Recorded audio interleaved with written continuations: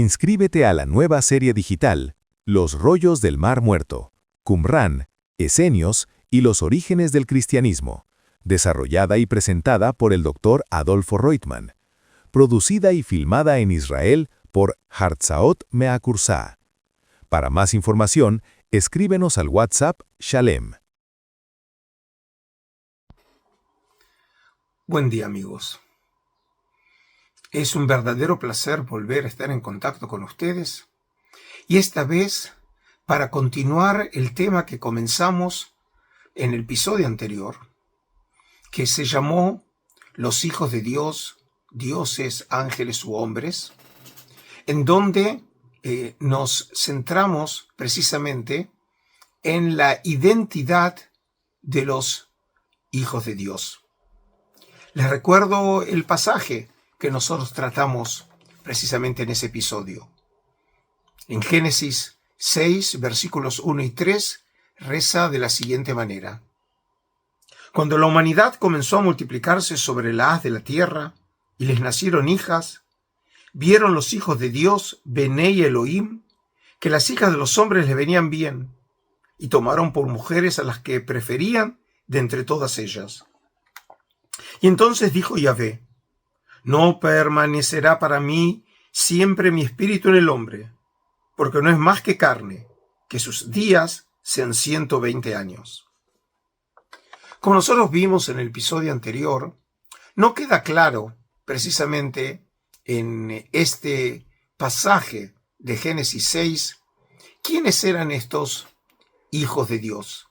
Si acaso eran una referencia a los Banuili, a esos dioses menores que nosotros conocemos de la mitología cananea, o acaso realmente la referencia era a ángeles, como nosotros conocemos en otros textos de la Biblia hebrea, en donde Bené y Elohim, como es el caso del libro de Job, precisamente hace referencia a esos seres celestiales que formaban parte de la corte de Dios, o en realidad, como por ejemplo los sabios rabínicos proponían, que tenían que ser vistos como hombres, sea una referencia a hijos de nobles o hijos de jueces.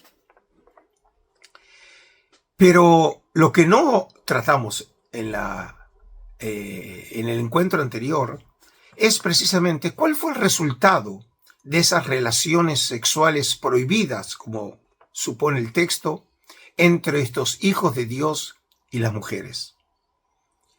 La continuación del texto en Génesis 6, ahora versículo 4, parecería, por lo menos en teoría, ser una respuesta a esta pregunta, porque el texto reza así. Los nefilim existían en la tierra por aquel entonces, y también después, cuando los hijos de Dios se unían a las hijas de los hombres, y ellas les daban hijos. Y estos fueron los héroes de la antigüedad, en hebreo, Hagiborim, hombres famosos, en hebreo, Anshei Hashem. Es decir, que este texto parecería sugerir que de esas relaciones sexuales entre los Bené y Elohim, los hijos de Dios, con las mujeres, nacieron unos seres, y esos seres aparentemente son los referidos por el nombre Nefilim.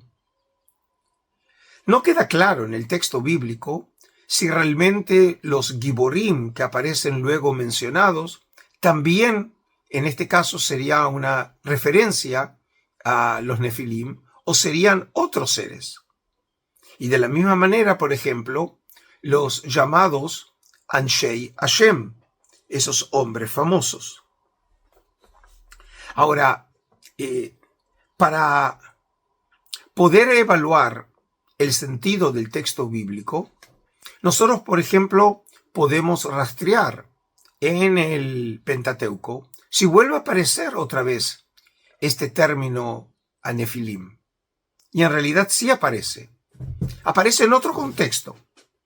En el libro de Números 13, precisamente cuando se cuenta que Moisés había enviado espías a la tierra de Canaán para que le traigan información sobre precisamente los pueblos que vivían en esa tierra y entonces estar preparados para cuando el pueblo de Israel entrara, invadiera la tierra de Canaán.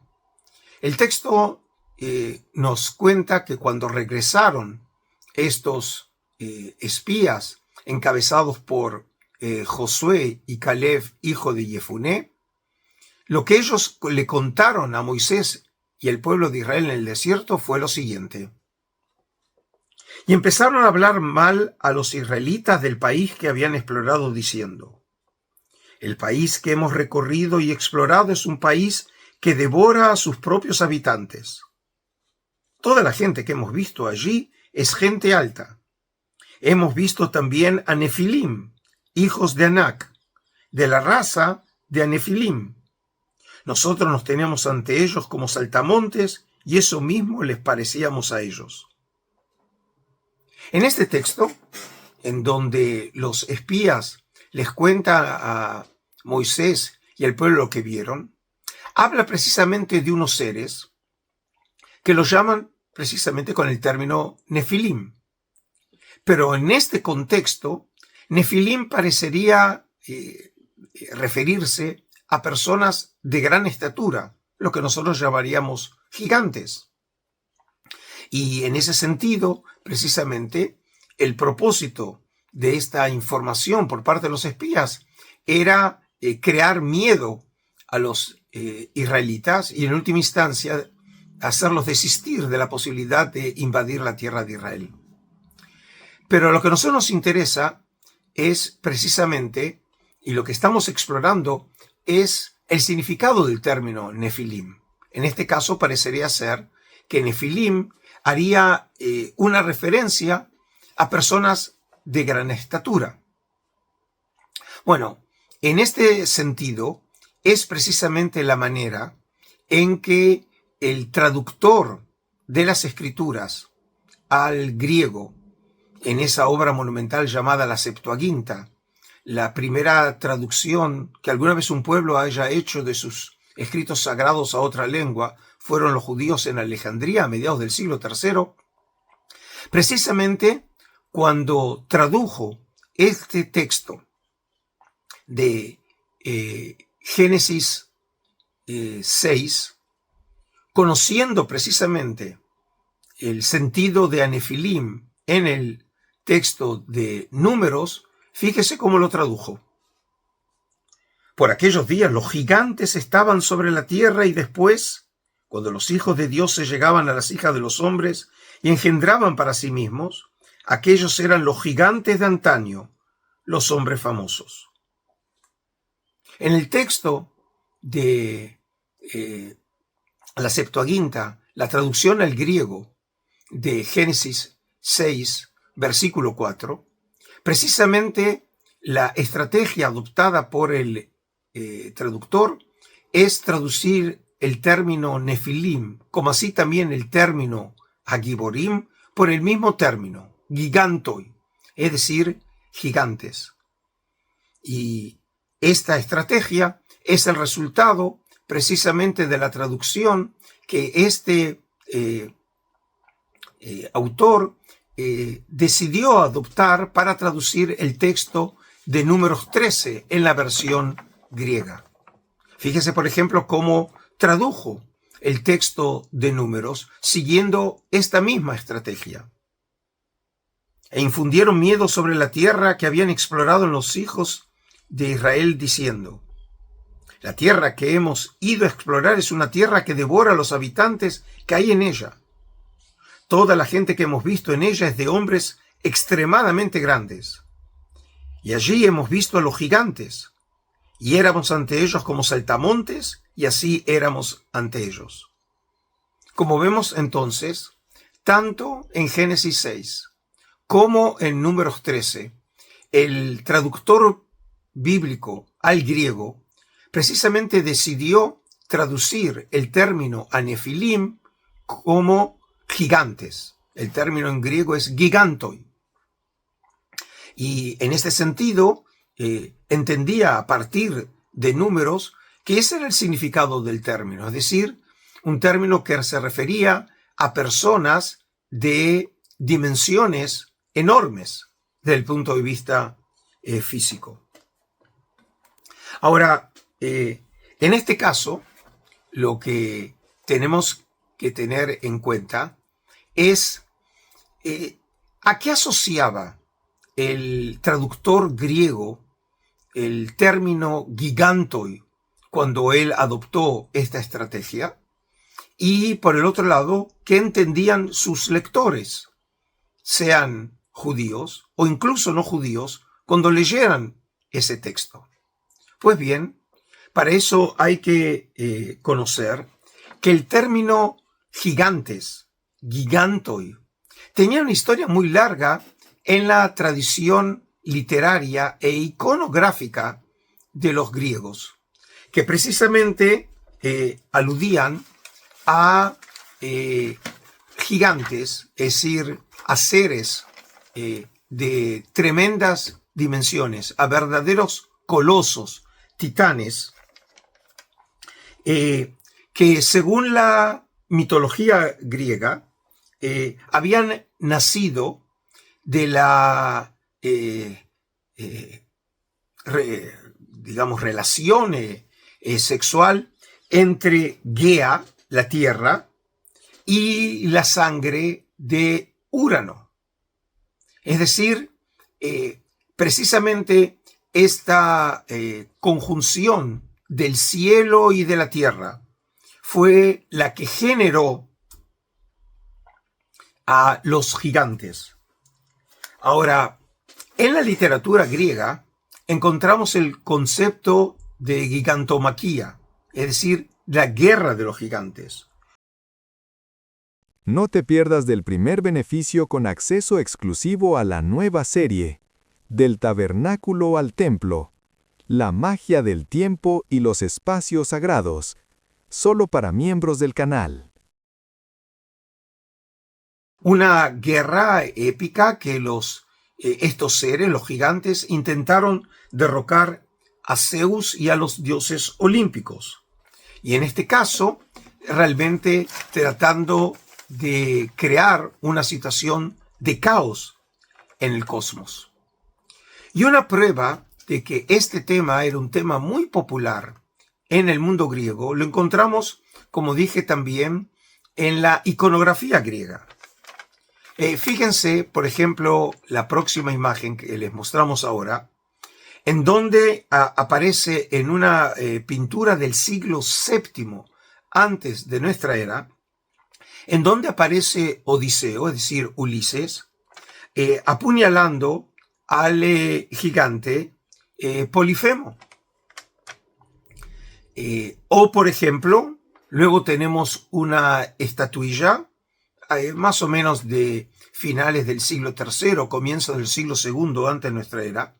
En esta estatuilla griega aparece también representado uno de esos gigantes. O, por ejemplo, tenemos en un mosaico del siglo IV de nuestra era, en donde aparece también un gigante herido en esa batalla, con unas piernas en forma de serpiente.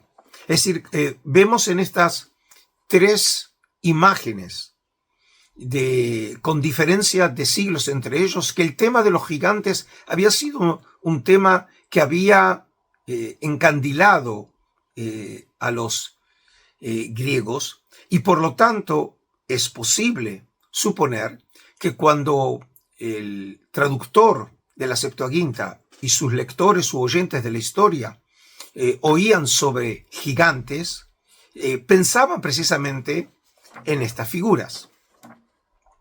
Pero volvamos ahora a la literatura judía. ¿Cómo los judíos en la época del Segundo Templo entendieron este texto tan intrigante, tan misterioso de Génesis 6?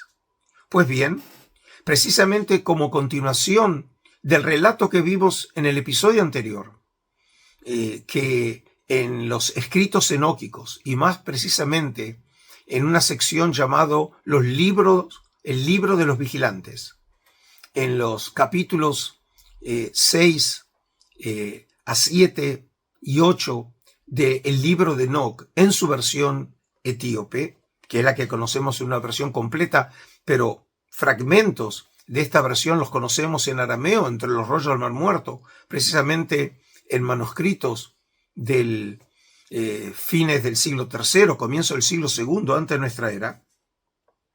Ahí precisamente, luego de hablar claramente de los hijos de Dios en su carácter de ángeles, y luego de mencionar que estos ángeles tenían un líder llamado Semiyaga, y que junto con otros ángeles descendieron sobre el monte Hermón en la Alta Galilea para llevar a cabo precisamente ese plan de cohabitar con las mujeres.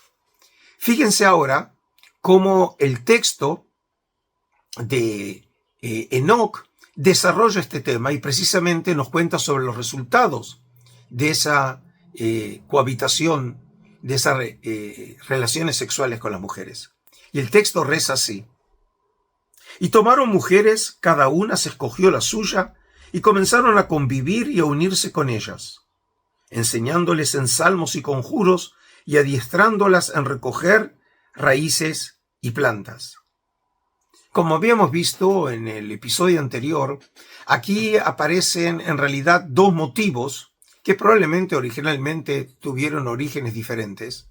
Por un lado, uno de los pecados fue ese intento de cohabitar sexualmente, es decir, violar a las mujeres. Pero por el otro lado también estaba el pecado de revelarle a las mujeres encantamientos y misterios que realmente tenían que ser mantenidos en el cielo y que ahora los ángeles revelaban precisamente a las mujeres, presuponiendo que la magia es un conocimiento esotérico que tiene que quedar preservado en el cielo y no ser dado a conocer a los hombres. Y una vez dicho esto, fíjese ahora lo que sucedió. Quedaron en cinta y engendraron enormes gigantes de 3000 codos de talla cada uno. Consumían todo el producto de los hombres hasta que fue imposible a estos alimentarlos. Y entonces los gigantes se volvieron contra ellos y se comían a los hombres. Comenzaron a pecar con aves, bestias, reptiles y peces, consumiendo su propia carne y bebiendo su sangre.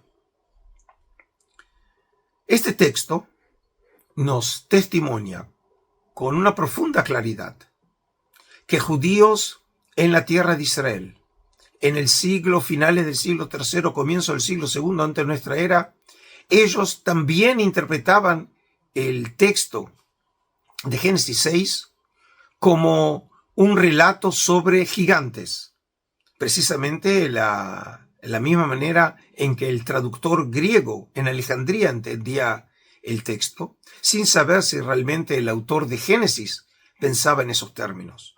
Pero ahora queda claro que era entendido también como gigantes. Y estos gigantes en realidad se transformaron también en antropófagos. Y no solamente eso, sino que terminaron también comiendo reptiles, peces, es decir, todo tipo de animales para saciar su hambre. Es decir, se transformaron en verdaderos monstruos. Y estamos hablando, como dije, de un texto mitológico griego o de otros pueblos que circunvalaban Israel, sino precisamente estamos hablando de un texto judío, es decir, un texto que adoptó claramente una interpretación mitológica de Génesis 6. Y esta idea, este concepto de gigantes, es un tema que se transformó también popular en la literatura judía, incluso en círculos que nosotros pensaríamos que se habrían alejado de esta interpretación mitológica. Una prueba de ello es, por ejemplo, lo que encontramos en el Targum Neofiti, como ya lo presentamos en un episodio anterior. Es un Targum cuyo único testimonio en el mundo es un manuscrito que se encuentra hoy en la Biblioteca Apostólica del Vaticano, un documento del siglo XVI, pero es una copia tardía de un texto que probablemente fue escrito en algún momento del siglo III, siglo IV, en la tierra de Israel, un Targum al arameo, es decir, una traducción, pero es una traducción muchas veces ampliada o desarrollada, como si fuera una traducción comentario del Pentateuco. Y fíjense precisamente cómo traduce nuestro versículo, Génesis 6, versículo 4, al arameo el Targum Neofiti. Y el texto reza así: en aquellos días había en la tierra gigantes, y también después de que los hijos de los jueces subieron a las hijas de los hombres, y éstas les parieron. Estos son los gigantes que hubo desde el principio del mundo, gigantes renombrados. Es decir, como ven, aquí el texto claramente lo que hace es identificar los tres términos que tenemos nosotros en Génesis 6.4, como es Anefilim, Agiborim y Anshei Hashem, los interpreta de la misma manera, que todos realmente hacen referencia a los gigantes. Es decir, que aquí vemos un tema que cruza distintas épocas y distintas literaturas, y probablemente tengan como origen estas ideas que encontramos también en la mitología griega, pero incluso también en otras civilizaciones, la idea que en el comienzo de los tiempos existieron realmente gigantes. Y por último, quiero mostrarles que este tema se transformó en tan popular que también, por ejemplo, padres de la Iglesia, como es el caso del gran teólogo San Agustín, también él adoptó esta estrategia de los gigantes en su obra monumental La ciudad de Dios. Y así escribió este padre San Agustín de Hipona. Es cierto, según las escrituras canónicas, hebreas y cristianas, que hubo muchos gigantes antes del diluvio, y que fueron ciudadanos de la ciudad eterna, y que los hijos de Dios, nacidos de Set, según la carne, se volcaron en esta sociedad abandonando la justicia.